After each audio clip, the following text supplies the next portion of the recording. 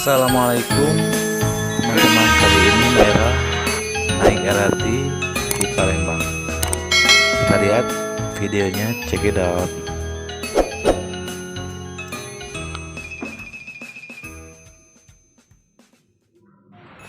Sekarang Maira lagi menunggu kedatangan kereta LRT. Akan Maira ya sampai di tujuan. Naik LRT nggak mahal kok, dengan membayar 5.000 perak dari stasiun Polresta Jakabaring kita bisa diajak jalan sampai ke stasiun Palembang Icon. Ini kereta. Nah, di sini LRT pun datang.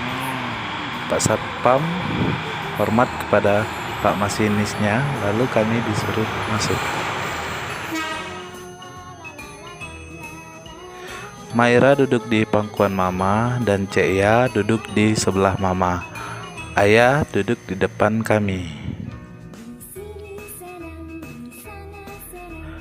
Maira melihat pemandangan Sungai Musi dan jembatan Ampera di atas kereta LRT sambil melambaikan tangan.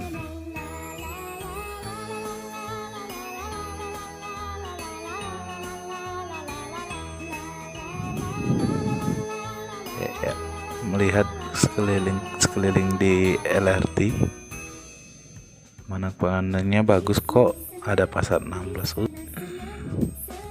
Kami berbincang-bincang dengan penumpang lainnya.